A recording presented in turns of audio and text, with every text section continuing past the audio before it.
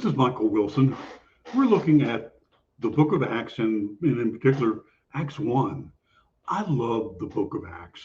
In it, we meet the resurrected Jesus.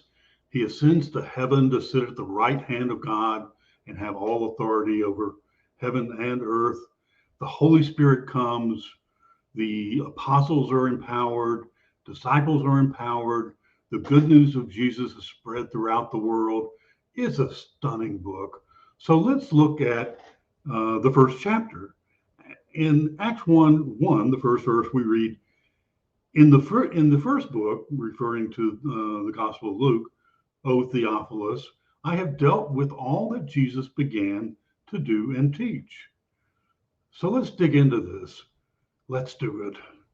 Acts 1 is the first chapter of the book of Acts, and it tells the story of how Jesus appeared to his disciples after he's resurrected, instructed them to wait for the Holy Spirit in Jerusalem, which they did, and he ascended to heaven.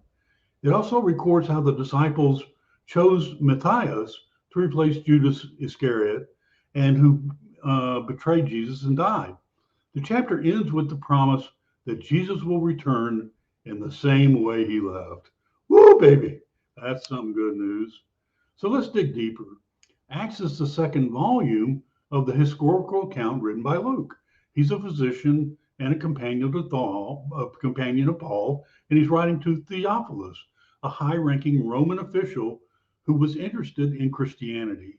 Acts tells the story of how the early church began and spread throughout the Roman Empire and beyond under the guidance and power of the Holy Spirit.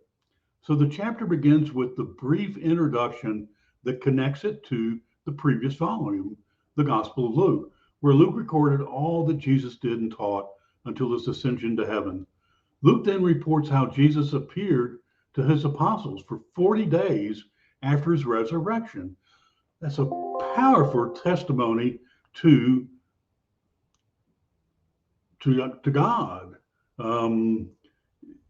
He's alive, and he's teaching them about the kingdom of God.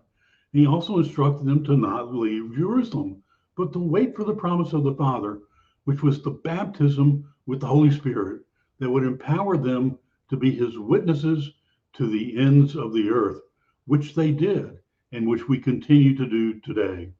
So Luke then describes the ascension of Jesus, which took place on the Mount of Olives near Jerusalem. As the apostles were watching him being lifted up by a cloud, two angels appeared to them and told them that Jesus would come back in the same way they saw him go. So we wait for Jesus. The apostles then returned to Jerusalem, gathered in an upper room where they devoted themselves to prayer, along with some of the women, Mary, the mother of Jesus, and his brothers. And the chapter ends with an account how Peter took the initiative to propose a replacement for Judas, who had betrayed Jesus and died by suicide. Peter quoted some prophecies from Psalms that indicated that Judas's office had to be filled by another witness of Jesus' resurrection. So the group nominated two candidates, Joseph, called Barsabbas, and Matthias, and they cast lots to determine God's choice. The lot fell to Matthias, who was then added to the 11 apostles. Interestingly enough, we never hear of Matthias after this. So here are the key ideas. The author, Luke, addresses Theophilus and recounts the events of Jesus' ministry, death, resurrection, and ascension. Jesus appeared to his apostles for 40 days after his resurrection and instructed them about the kingdom of God. Jesus told them to wait in Jerusalem for the promise of the Father, the baptism of the Holy Spirit, which would give them power to be witnesses to the ends of the earth. Jesus ascended into heaven while the apostles were watching, and two angels told them he would return in the same way. So the apostles returned to Jerusalem and joined together in prayer with the other believers, including brothers. Peter proposed that they chose a replacement for Judas, who betrayed Jesus and died, and they cast their lots and selected Matthias to join the 11 apostles.